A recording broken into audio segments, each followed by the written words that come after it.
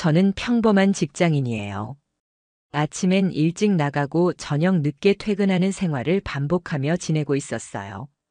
아내는 저보다 근무 시간이 짧아서 항상 저보다 먼저 집에 오곤 했습니다. 결혼한 지는 5년쯤 됐고 아이는 없었어요. 둘 다 맞벌이라 조금은 자유롭게 살자고 약속했거든요. 우리 둘만의 평화로운 삶이라고 생각했는데 그게 얼마나 어리석은 착각이었는지는 얼마 지나지 않아 알게 됐어요. 이상한 낌새는 강아지 콩이로부터 시작됐어요. 콩이는 제가 결혼 전에 키우던 반려견인데 아내도 많이 아꼈습니다. 그런데 이상하게도 어느 날부터 콩이가 아내만 보면 자꾸 숨거나 짖기 시작했어요. 그전까지는 그렇게 얌전하고 순하던 녀석이었는데 말이에요. 처음엔 그냥 강아지가 예민한가 보다 생각했죠. 뭐 동물도 컨디션이라는 게 있으니까요. 그런데 그게 며칠이고 몇 주고 계속되니까 뭔가 불안해졌어요. 더 이상한 건 아내가 외출 준비만 하면 콩이가 현관문 앞에서 지저대고 거실 여기저기를 핥으며 바닥을 긁는 거예요. 심지어 어떤 날은 문을 긁다가 발톱이 부러졌어요. 그날 밤 전 제대로 잠을 잘 수 없었어요. 콩이는 말도 못하는데 도대체 왜 이렇게까지 반응하는 걸까? 강아지가 이런 반응을 보일 정도면 집 안 어딘가에 뭔가 남아있는 게 아닐까 그런 생각이 머릿속을 떠나질 않았습니다. 그러던 어느 주말이었어요. 아내는 헬스를 간다고 했고 저는 콩이랑 둘이 집에 있었어요. 아내가 나가자마자 콩이가 갑자기 제 옷장 앞으로 달려가서 짖기 시작했어요. 그동안 그런 적이 한 번도 없던 녀석이었는데 말이에요. 옷장 문을 열어보니 별다른 건 없었지만 콩이는 냄새를 맡으며 옷들 사이를 뒤적였어요. 그때 저는 미세하게 코끝을 자극하는 향기를 느꼈습니다. 분명히 제가 쓰는 향이 아니었어요. 아주 강하고 낯선 향이었고 분명히 남성용이었어요. 무겁고 진한 느낌이 나는 향. 그건 분명히 낯선 남자의 흔적이었습니다. 저는 순간 머리가 띵해졌어요. 설마라는 생각과 혹시라는 의심이 동시에 몰려왔어요. 아니라고 믿고 싶었지만 제 직감은 뭔가 잘못되고 있다는 신호를 보내고 있었어요. 그날 저녁 아내가 돌아오자 콩이는 또다시 그녀를 피해 소파 밑으로 숨어들었고 저는 그걸 아무 말 없이 지켜봤어요. 헬스 어땠어? 라고 묻는 제 질문에 아내는 평소와 다름없는 목소리로 땀 좀 뺐지 뭐라고 대답했어요. 그런데 말이죠. 그녀는 땀을 흘리고 왔다기엔 너무 멀쩡했어요. 머리카락 한 올 흐트러지지 않았고 메이크업도 거의 지워지지 않은 상태였어요. 운동을 하고 온 사람의 모습이라고는 보기 힘들었어요. 그 다음 날부터 저는 본격적으로 아내의 외출 시간을 기록하기 시작했어요. 아침 몇 시에 나가는지, 어떤 옷을 입는지, 언제 돌아오는지, 그리고 가장 중요한 건 콩이의 반응이었어요. 아내가 집을 나설 때 콩이가 현관문 앞에서 왔다 갔다 하며 울부짖는 소리는 점점 커졌고 저는 그 모습을 영상으로 남기기 시작했어요. 누군가에게 보여줄 필요는 없었지만 제정신을 붙잡기 위해서라도 뭔가를 기록하고 싶었어요. 그리고 며칠 뒤 또 한 번 충격적인 일이 벌어졌어요. 제가 출근 준비를 하고 있는데 콩이가 제 책상 밑에 들어가 뭔가를 계속 긁더라고요. 처음엔 그냥 장난치는 건가 싶었는데 그 자리에서 콩이가 이빨로 뭔가를 끄집어냈어요. 종이였어요. 낡고 구겨진 종이였는데 호텔 영수증이었어요. 강남 쪽에 있는 고급 호텔 이름이 찍혀 있었고 날짜는 아내가 지난주에 늦게 들어온 날이었어요. 시간도 정확히 기재되어 있었고 사용자는 고객명 미기입으로 되어 있었지만 결제 수단이 우리 카드였어요. 그런데 저는 분명 그날 아내가 야근이라고 말한 걸 기억했어요. 그 영수증을 손에 쥐고 저는 한참을 멍하니 있었어요. 마음이 갈기갈기 찢기는 느낌이었어요. 설마 했던 그 일이 진짜였던 걸까요? 그렇게까지 믿었던 사람이 거짓말을 하고 저 몰래 다른 남자와 만났던 걸까요? 도무지 믿고 싶지 않았지만 그 모든 의심을 한 번에 부정하기엔 상황이 너무나도 이상했습니다. 그날 저녁 저는 아내의 얼굴을 똑바로 바라볼 수가 없었어요. 말 한마디 건네기도 힘들 정도로 가슴속에서 불덩이가 일렁이고 있었어요. 오늘 일찍 왔네라고 말하는 아내의 얼굴은 너무나도 자연스러웠고 아무 일도 없다는 듯 평온했어요. 하지만 저는 알고 있었어요. 그녀의 입가에 남아있는 미세한 미소가 전혀 진심이 아니란 걸. 저녁 식사를 하며 아내는 평소처럼 회사 이야기와 동료 이야기들을 꺼냈지만 전혀 집중할 수가 없었어요. 음식이 입안에서 아무런 맛도 느껴지지 않았어요. 그날 밤 저는 콩이와 함께 거실에서 잤어요. 아내는 무슨 일 있냐고 물었지만 그냥 피곤하다고 말했어요. 도저히 한 침대에서 숨 쉬고 싶지 않았어요. 제게 거짓말을 하고 또 다른 남자와 함께 시간을 보냈던 사람과 얼굴을 마주하고 있다는 것 자체가 견디기 힘들었어요. 콩이는 제 옆에 딱 붙어서 잠들었고 저는 잠들지 못한 채 천장을 바라봤어요. 마음속에서 계속해서 진실을 확인하고 싶은 욕망과 모른 척하고 넘어가고 싶은 비겁함이 싸우고 있었어요. 하지만 그날부터 저는 결심했어요. 끝까지 파헤치겠다고. 더 이상 모른 척하지 않겠다고. 제 앞에서 연기하는 아내의 얼굴을 매일같이 보는 건 더 이상 불가능했어요. 그리고 이 모든 의심의 실마리를 처음부터 알려줬던 건 다름 아닌 콩이었어요. 그 조그만 몸으로 누구보다 먼저 위험을 감지하고 저에게 알려준 거였어요. 저는 다음 날부터 아내가 집을 나간 후 콩이의 동선을 따라가며 집 안을 살펴보기 시작했어요. 집이 넓은 편은 아니었지만 숨어 있을 수 있는 공간은 꽤 많았어요. 특히 콩이가 자주 냄새를 맡던 소파 밑과 침실 커튼 뒤쪽. 그곳엔 우리가 평소엔 신경 쓰지 않는 것들이 남아 있었어요. 제게 익숙하지 않은 향이 묻은 작은 수건. 그리고 화장대 밑에서 발견된 남성용 립밤. 그것도 제가 절대 쓰지 않는 고급 브랜드의 제품이었어요. 립밤에서 나는 향은 예전에 콩이가 거칠게 지졌던 그때 옷장에서 맡았던 향과 똑같았어요. 아주 진하고 날카로운 향이었죠.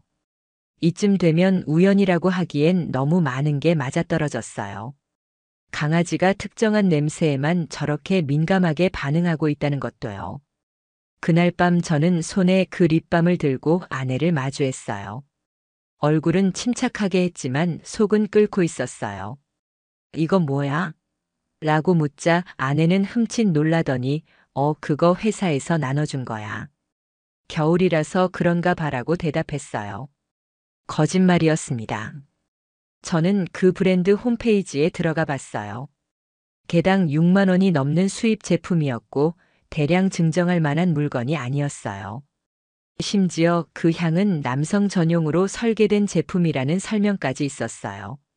제 눈은 더 이상 그녀를 믿을 수 없었습니다. 콩이도 그렇고 립밤도 그렇고 모든 게 명확하게 저를 향해 신호를 보내고 있었어요.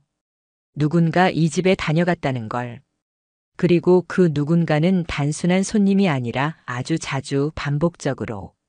지금도 현재 진행형으로 이 집 안 어딘가에 남아있다는 느낌을 주고 있었어요. 그날 이후로 저는 완전히 다른 사람이 됐어요. 겉으로는 아무렇지 않은 척 했지만 제 머릿속은 온통 한 가지 생각뿐이었어요. 이 집에 누가 들어왔던 거고 그게 누구인지 밝혀내겠다는 집착 같은 결심이었어요. 가장 먼저 했던 건 블랙박스 확인이었어요. 저희 차는 아내가 주로 사용하는데 혹시나 싶어서 메모리 카드를 확인해 보기로 했어요. 평소엔 관심도 없던 블랙박스였지만 이젠 그 안에 진실이 있을지도 모른다는 생각에 손이 떨릴 정도로 조심스럽게 다뤘어요. 저는 메모리 카드를 노트북에 꽂고 하나씩 영상을 재생하기 시작했어요. 영상은 생각보다 많았고 대부분 주차장에서 찍힌 단조로운 장면들이었어요. 그런데 수요일 오후, 정확히 아내가 운동 간다고 한 날이었죠. 그날 영상에서 아내는 차를 끌고 나갔어요. 그런데 목적지가 헬스장이 아니었어요. 지도를 확인해 보니 그곳은 도심 외곽의 조용한 주택가였고 그 근처엔 헬스장은 없었어요. 더 소름 끼치는 건 그곳에서 아내가 혼자가 아니었다는 거예요. 아내가 차를 길가에 세운 지 3분쯤 지나서 한 남자가 나타났어요. 그는 자연스럽게 조수석에 탔고 두 사람은 아무렇지 않게 차를 돌려 어디론가 향했어요.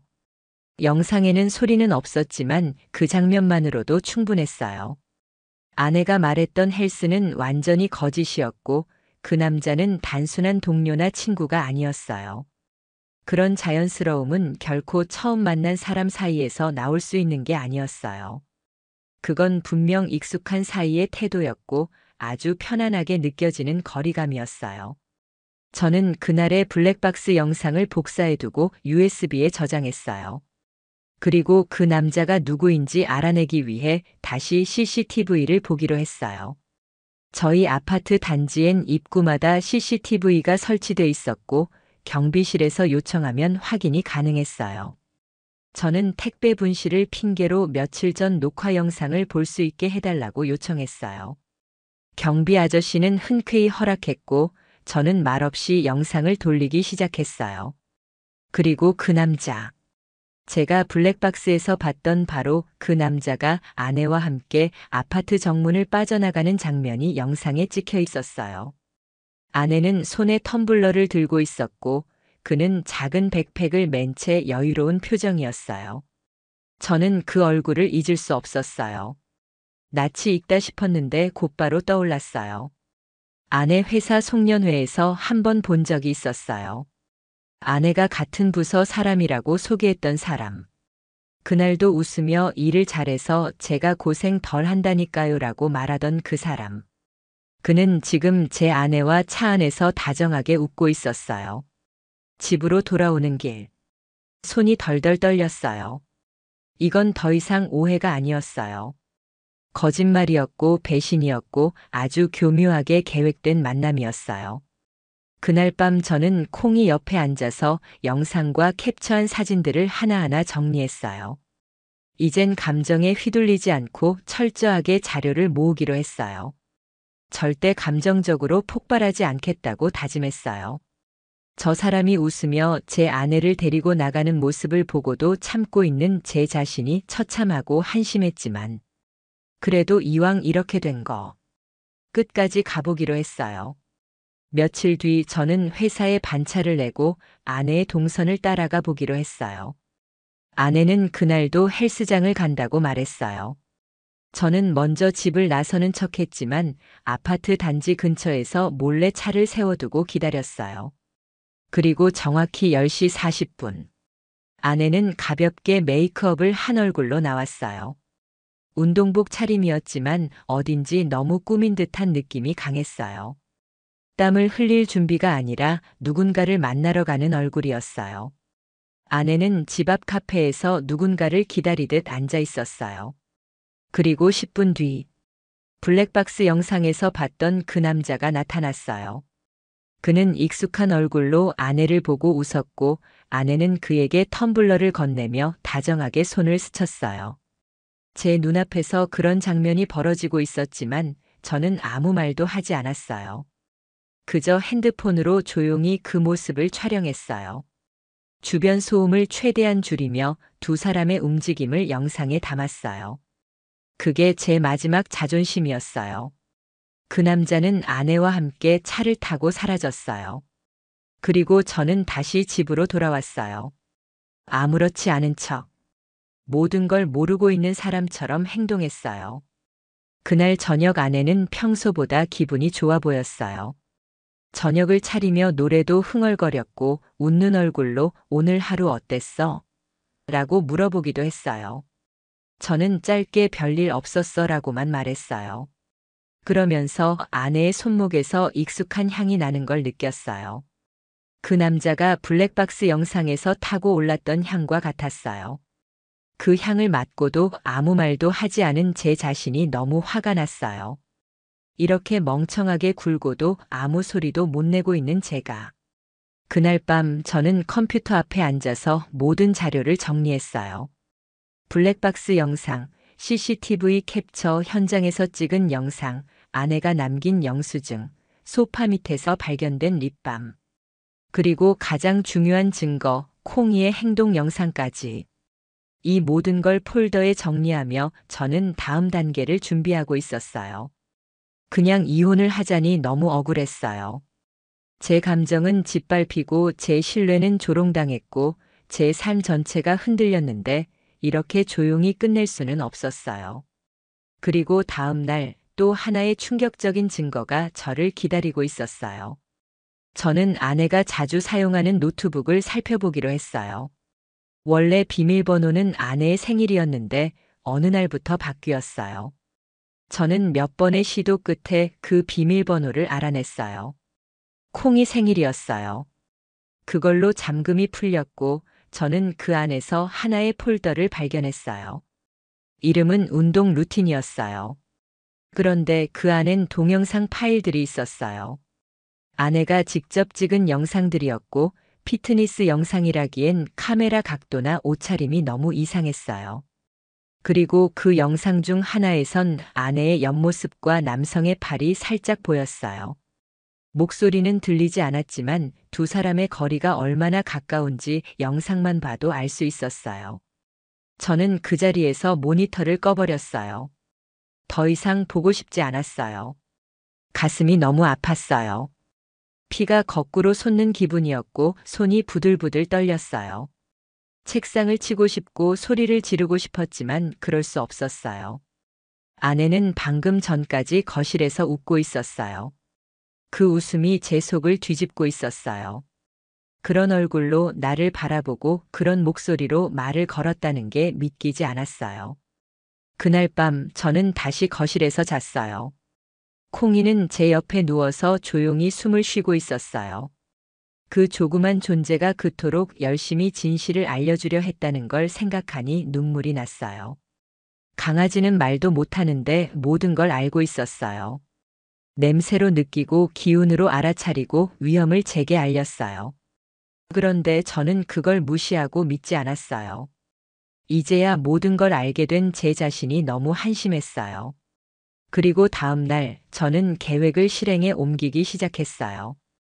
그날부터 저는 복수를 준비하기 시작했어요. 단순히 이혼하고 끝내는 식으로는 만족할 수 없었어요. 저를 이렇게 우롱한 사람에게는 반드시 대가를 치르게 해야겠다고 다짐했어요. 하루하루가 지옥 같았지만 그 감정을 원동력 삼아 치밀하게 움직이기 시작했어요. 가장 먼저 한 일은 아내의 루틴을 완벽하게 파악하는 것이었어요. 매주 수요일 오전 10시에서 오후 1시 사이. 항상 같은 시간대였고 그 시간만 되면 외출 준비를 했어요. 너무나 정해진 패턴이었고 그 틀 안에서 아내는 안심하고 있었던 거예요. 자기가 완벽하게 속이고 있다고 믿었던 거죠. 저는 매주 그 시간마다 연차를 내고 아파트 근처에 숨어서 아내의 동선을 추적했어요. 첫 주에는 아파트 후문에서 나오는 걸 지켜봤고 두 번째 주에는 그 남자의 차량을 직접 목격했어요. 흰색 SUV였고 외제차였어요. 아내는 아무런 망설임 없이 조수석에 탔고 둘은 도심 외곽 쪽으로 사라졌어요. 저는 그 차의 번호판을 촬영했고 지인의 도움을 받아 차량 소유자를 조회했어요. 예상대로 그 남자. 아내가 회사에서 선배라고 말했던 그자였어요. 이름도 기억났어요. 백민수. 웃으며 제게 인사했던 그 얼굴이 떠올랐어요. 그 남자의 실명을 확인한 순간 심장이 쿵 내려앉았어요. 이젠 분명해졌어요. 상대는 회사 동료였고 둘은 오랫동안 계획된 만남을 이어오고 있었던 거예요. 그런데 거기서 끝이 아니었어요. 저는 우연히 아내의 서랍 속에서 종이 한 장을 발견했어요. 호텔 VIP 멤버십 카드였어요. 이름은 아내 것이었지만 뒷면에 남자 이름이 연필로 적혀 있었어요. 백민수. 그 흔적을 보고 저는 확신했어요. 둘은 호텔에서 수차례 만났고 단순한 만남이 아닌 아주 체계적인 관계를 유지하고 있었던 거예요.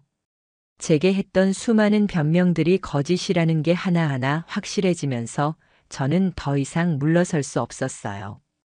아내가 주로 사용하는 휴대폰의 클라우드 계정을 열어보기로 했어요.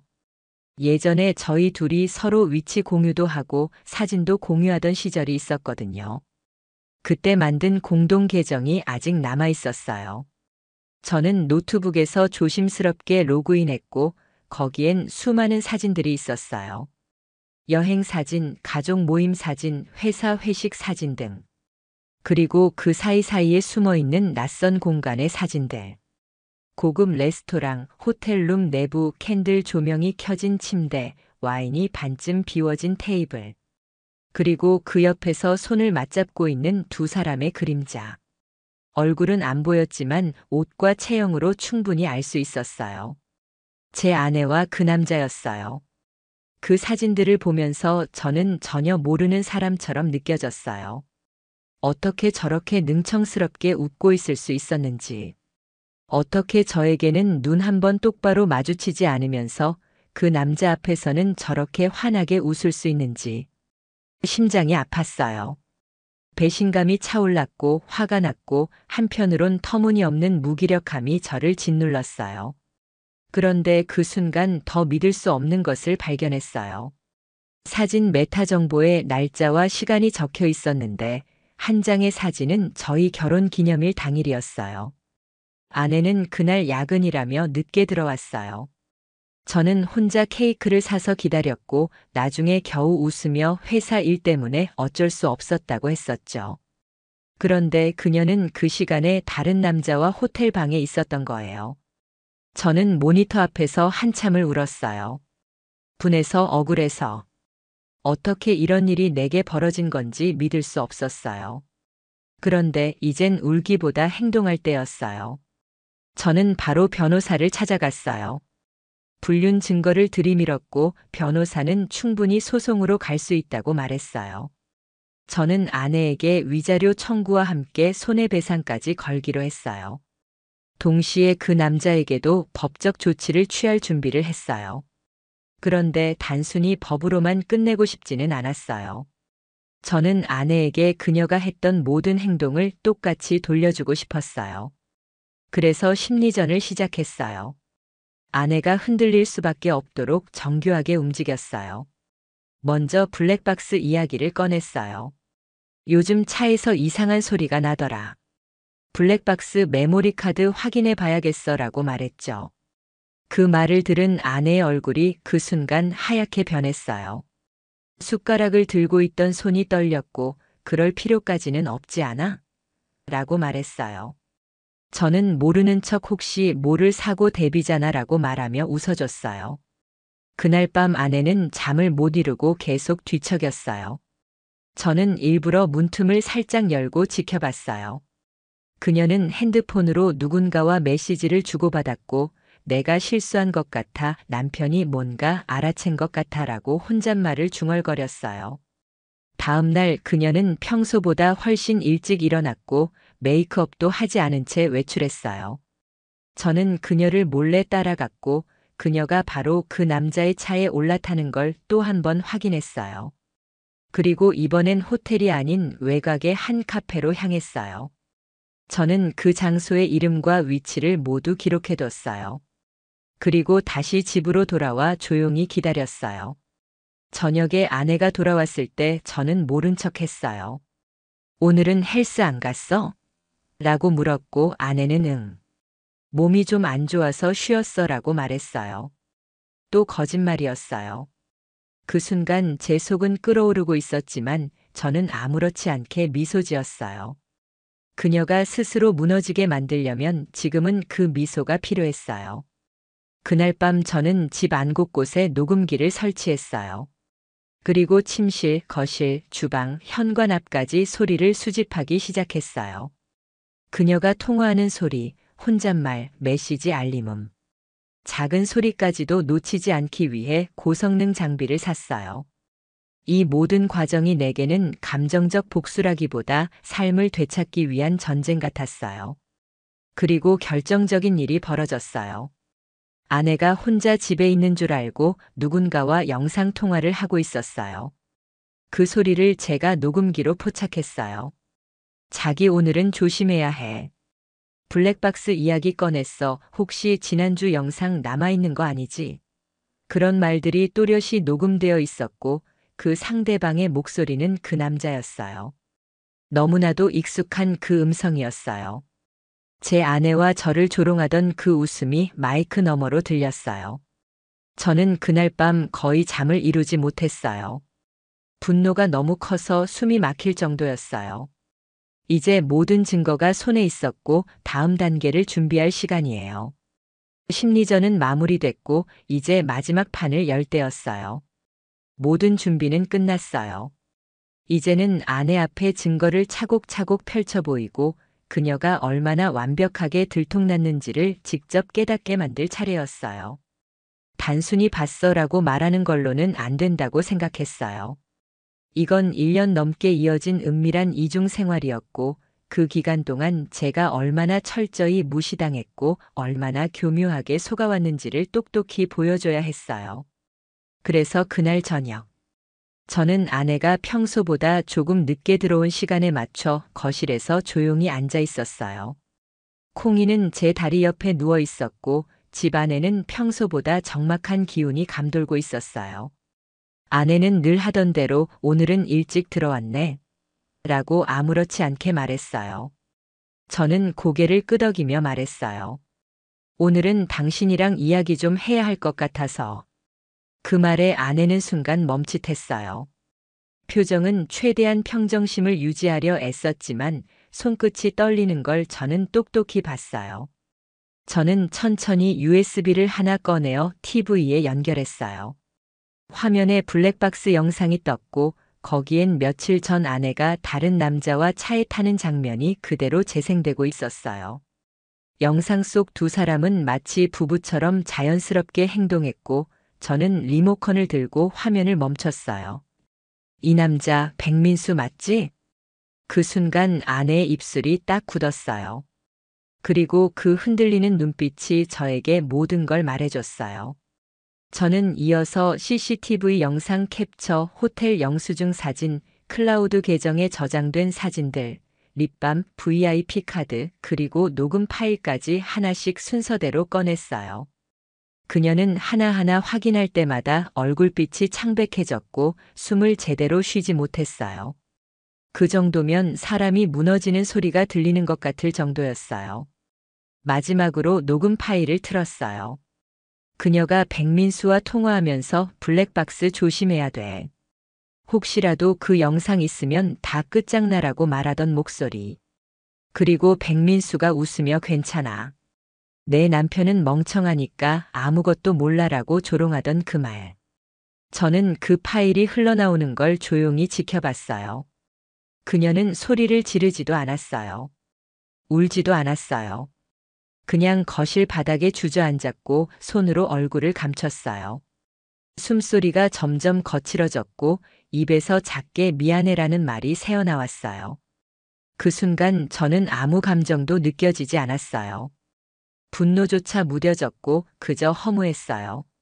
내가 사랑했던 사람, 내가 믿었던 사람, 내가 결혼했던 사람이 지금 내 앞에서 무너지고 있다는 사실이 너무 끔찍하고 또 우스워 보였어요. 그게 다야? 저는 차갑게 말했어요. 그렇게 철저하게 속였으면서 고작 할 말이 미안해야? 그녀는 아무 대답도 못했어요. 그 침묵이 오히려 저를 더 분노하게 만들었어요. 그동안 저는 얼마나 많은 밤을 뒤척이며 참고 의심하면서도 모른 척했는지. 그런데 정작 그 주범은 한마디 변명조차 못하고 있었어요. 저는 자리에서 일어나 서재로 들어갔어요. 책상 위엔 미리 준비해둔 이혼 서류가 놓여 있었어요. 저는 그걸 들고 나와서 거실 테이블 위에 툭 내려놓았어요. 그녀는 고개를 들지 못했어요. 콩이는 소파 밑에서 조용히 그녀를 바라보고 있었고 저는 그 장면이 너무나 아이러니하다고 느꼈어요. 가장 먼저 위험을 감지했던 강아지가 지금은 가장 조용한 자리에 있었으니까요. 이혼은 무조건 할 거야. 너도 싸울 생각하지 마. 증거는 이미 충분해. 그녀는 작게 고개를 끄덕였어요. 그게 전부였어요. 더 이상 변명도 하지 않았고 말도 꺼내지 않았어요. 이미 자신이 빠져나올 수 없다는 걸 알고 있었던 거죠. 저는 그날 밤 아예 서재에서 잤어요. 콩이도 따라 들어왔고 저희는 침대에 나란히 누워 천장을 바라봤어요. 마음은 복잡했지만 한편으론 시원했어요. 이렇게 끝낼 수 있다는 게, 이 긴 배신의 시간에 드디어 마침표를 찍을 수 있다는 게, 그 다음날 저는 회사에 연차를 내고 변호사 사무실을 다시 찾았어요. 아내와 백민수의 불륜 관련 소송을 진행해달라고 요청했고 손해배상과 위자료 청구 절차도 동시에 밟기로 했어요. 증거는 충분했고 변호사는 아주 명쾌하게 정리해줬어요. 이건 거의 승소 확정입니다라는 말이 저를 얼마나 안정시켰는지 몰라요. 그렇게 법적 절차가 시작됐고 아내는 결국 회사를 그만뒀어요. 내부적으로도 문제가 커졌고 백민수 역시 감봉 조치와 함께 지방지사로 좌천됐다는 소문이 돌았어요. 저는 별로 관심 없었어요. 그들이 어떻게 망가져가든 제가 굳이 손쓸 필요가 없었어요. 스스로 자멸하고 있었거든요. 제가 만든 거울 앞에서. 그리고 어느 날 밤, 아내가 마지막으로 제게 말을 걸었어요. 다시 기회 줄 순 없을까? 저는 대답하지 않았어요. 그냥 일어나 서재로 들어갔고 문을 닫았어요. 그 말은 너무 늦었고 너무 가벼웠어요. 사랑은 한순간에 깨진 게 아니었어요. 천천히 무너졌고 그렇게 돌이킬 수 없는 곳까지 간 거였어요. 이제 마지막 정리를 할 시간이었어요. 이혼은 생각보다 조용히 마무리됐어요. 아내는 결국 제가 요구한 이혼 서류에 사인했고 위자료도 일부 수용했어요. 백민수는 법적으로 직접 상대하지 않았지만 제 변호사가 그에게 내용 증명을 보냈고 회사에도 사건의 개요가 정식으로 전달됐다고 들었어요. 이후 그는 회사 인사고과에서 최하 평가를 받고 타 부서로 이동됐고 결국 몇 달 뒤 회사를 그만뒀다는 얘기를 지인에게 전해 들었어요. 더 이상은 그 사람에 대한 정보도 근황도 관심도 갖지 않기로 했어요. 왜냐하면 그 순간부터는 오직 제 인생만이 중요해졌거든요. 아내는 짐을 싸서 집을 나갔어요. 그날 그녀는 아무 말 없이 현관문을 닫고 사라졌어요. 콩이는 현관문 앞에 앉아 몇 분간 그 자리를 지켰지만 곧 돌아와 제 다리 옆에 자리를 잡았어요. 그 모습이 너무 슬프고 고마웠어요. 혼자 남겨진 이 집에서 처음엔 쓸쓸했지만 콩이 덕분에 정신을 붙잡을 수 있었어요. 하루하루를 기록하며 침묵 속에서 마음을 정리해 나갔어요. 집 안 곳곳에는 그녀의 흔적이 여전히 남아 있었어요. 옷장에는 아직도 일부 옷이 걸려 있었고 화장대 서랍에는 안 쓰는 립스틱과 향수병이 그대로 있었어요. 그 모든 걸 버리기로 했어요. 하나하나 정리하면서 저는 이 결혼이 남긴 쓰라린 흔적을 물리적으로도 없애기로 했어요. 침대 커버부터 커튼까지 전부 새로 바꿨고 식탁도 혼자 쓰기 편한 작은 테이블로 바꿨어요. 무엇보다 좋았던 건 거실에 TV를 없앤 거였어요. 이제는 조용한 음악과 책으로 시간을 채웠어요. 그녀가 있던 자리마다 새롭게 변화된 무언가를 채워 넣었고 그걸 볼 때마다 저는 제 삶이 회복되어 가고 있다는 걸 느꼈어요. 그리고 저는 새로운 공간을 찾기 시작했어요. 도시 외곽의 조용한 동네. 작은 옥상 테라스가 있는 아파트. 햇빛이 잘 드는 남향 구조. 마음에 쏙 드는 곳을 찾았고 콩이도 좋아했어요. 이사 첫날 저는 콩이와 함께 옥상 테라스에서 커피를 마셨어요. 해가 지고 붉게 물든 하늘을 바라보며 문득 이런 생각이 들었어요. 나는 이제 진짜로 끝냈구나. 긴 터널 같았던 시간이었고 고통과 혼란의 연속이었지만 그 끝에 제가 서 있었어요. 이후 저는 오히려 일에 더 집중할 수 있었어요. 예전엔 집안일과 감정 문제로 머릿속이 복잡했지만 이젠 오히려 명료해졌어요. 제 재능을 제대로 펼쳐볼 수 있는 환경이 되었고 사내 프로젝트 리더로도 발탁됐어요. 사람들이 요즘 더 집중력 좋아졌어요 라고 말할 때마다 씁쓸한 미소가 지어졌지만 동시에 작은 자부심도 생겼어요. 그 모든 게 무너졌던 시간에서 피어난 것이었거든요. 가끔 혼자만의 시간을 가지며 돌아보기도 했어요.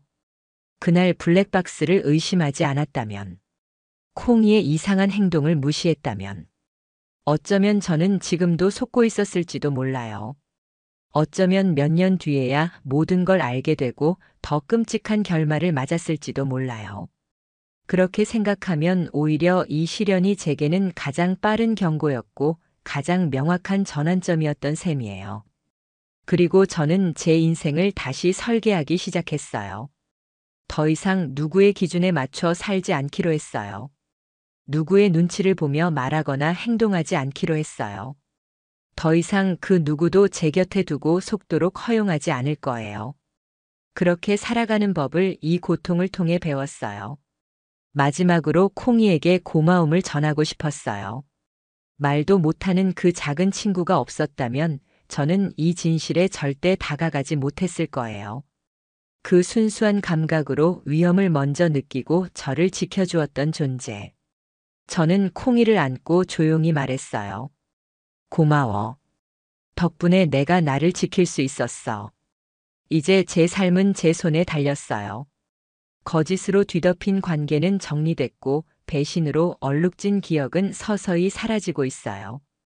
복수는 끝났고 저는 이제부터 진짜 저를 위한 삶을 시작해요. 더는 속지 않고 더는 참지 않고 더는 포기하지 않을 거예요.